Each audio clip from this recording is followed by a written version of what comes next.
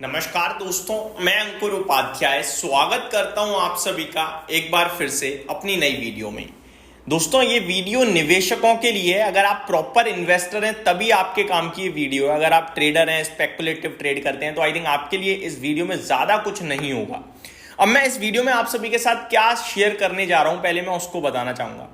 देखो, टैरिफ का माहौल चल रहा है और थोड़ी सी ग्लोबल लेवल पे टेंशंस भी डेवलप हो रही हैं, चाहे वो टैरिफ से रिलेटेड हो या फिर वो आपस में। अब तो थोड़ा सा आपको पता ही चल रहा है, इंडिया पाक हो गया वगैरह।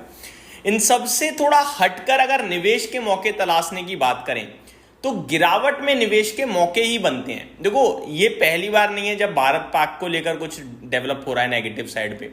और टैरिफ की बात करें या रिसेशन की बात करें, वो भी पहली बार नहीं है।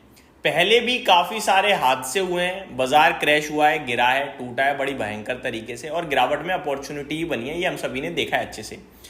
और अभी रिसेंटली जब बाजार टूटा था 21,700 21,900, मैंने दोनों दिन आपके साथ यही कहा, भैया गोल्डन अपॉर्चुनिटी है। ठीक है जी, ये सिंपल है यार। बाजार जब जब पैनिक क्रिएट करेगा, इन्वेस्टर्स को लॉस होगा, डरेंगे लोग, लेकिन वो एक्चुअली में मौका ही है।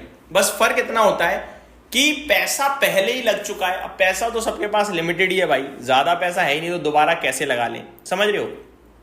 पर जो उस समय बेचकर जाता है वो लॉन्ग टर्म में बहुत बड़ी लॉस खाता है वेल्थ की, और जो उस समय खरीदता है वो वेल्थ को बनाने के लिए फोकस करता है। ये मैंने हमेशा से देखा है और आपके साथ शेयर भी किया है।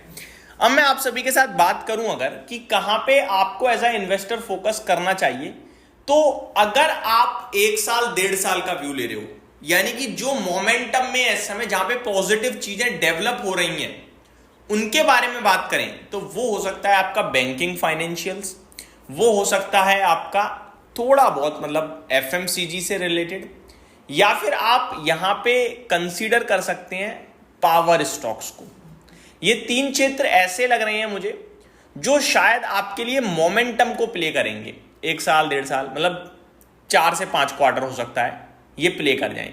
अब क्यों प्ले करेंगे? देखो, बैंकिंग फाइनेंशियल्स की बात करें तो 2 बार रेट कट आ चुका है ऑलरेडी, आप सभी ने देख लिया। अब जो ये रेट कट है उसका इंपैक्ट बैंकों पे, डिपॉजिट्स पे अब आना शुरू हुआ है। अब इनकी अर्निंग्स पे शायद 1-2 क्वार्टर बाद, और मार्केट में जो इकोनॉमी में जो घूमेगा पैसा वो 1-2 क्वार्टर में दिखने लगेगा, यानी 6 महीने में। कैसे? पहले रेट कट करा, फिर बैंकों ने ब्याज दरें कम करी, फिर बैंकों ने लोन पे ब्याज दरें कम करी।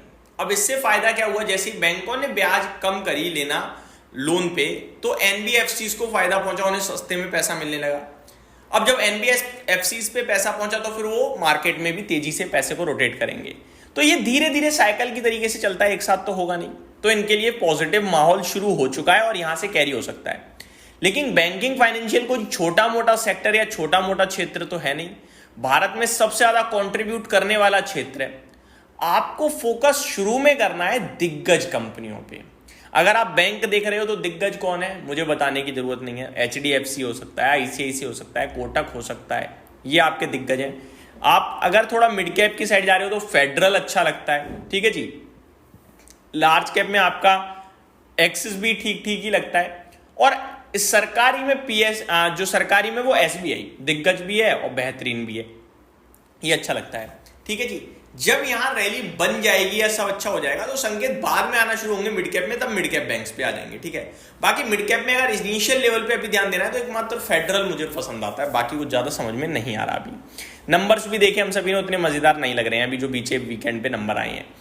अब अगर पावर की बात करूं तो गर्मी आप सभी देख ही रहे हो भैया, अप्रैल चल रहा है, 38-40 डिग्री टेम्परेचर ऑलरेडी पहुंच गया है। हीट वेव आने की संभावनाएं भी दिखने लगी हैं।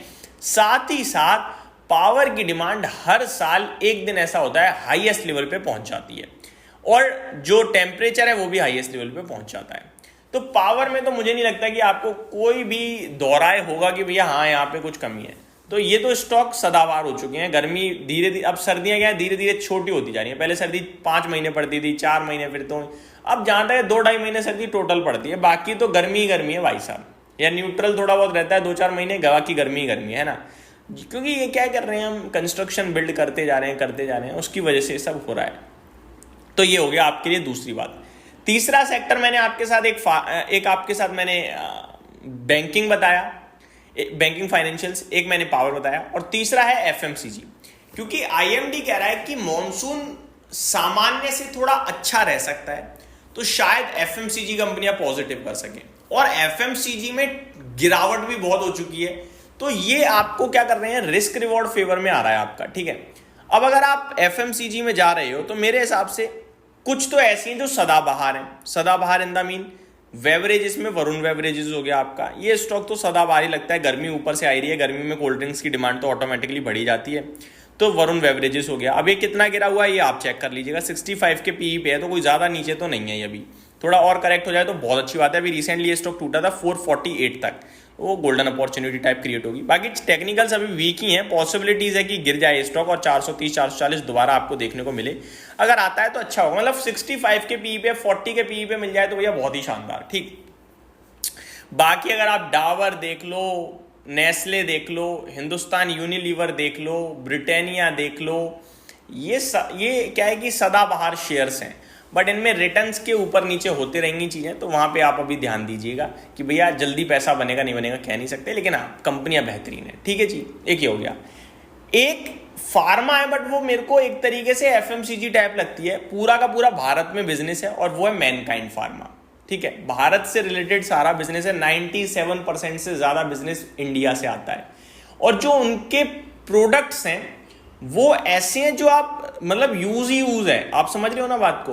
तो उनकी कैटेगरी थोड़ी सी डिफरेंट है, वो ऐसा नहीं है कि कोई बीमारी को ट्रीट कर रहे हैं। इनफैक्ट अभी वो क्या है कि पेट्स की दवाएं भी बना रहे हैं, मैनकाइंड फार्मा पेट्स की बना रहे हैं, और आपको पता है जो पेट अडॉप्शन है वो तेजी से बढ़ रहा है हमारे देश में, तो वहां भी वो पॉजिटिव उनके लिए रेवेन्यू क्रिएट कर रहा है, और पूरा भारत से बिजनेस है, किसी पे हमें कुछ सोचने विचार करने की जरूरत नहीं है।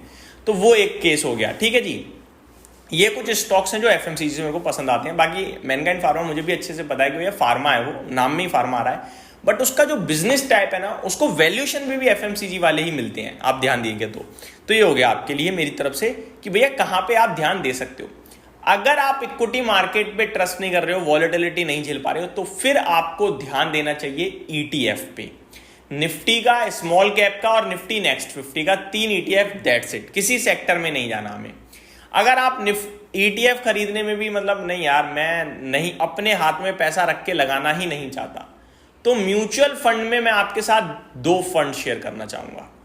अगर आप मोर देन 2 ईयर देख रहे हो, मोर देन 2 ईयर, और रेगुलर एसआईपी करोगे, तो फिर आप मल्टी कैप फंड में जाइए। और अगर आप मोर देन 2 ईयर नहीं, मतलब लेस देन 2 ईयर देख रहे हो, तो फिर आप मल्टी एसेट में जाइए। सिंपल, इससे सिंपल कुछ नहीं होगा मेरे हिसाब से, और ये बेस्ट रहेगा।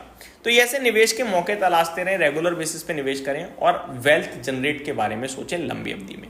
Thank you so much for watching this video. Have a great day guys.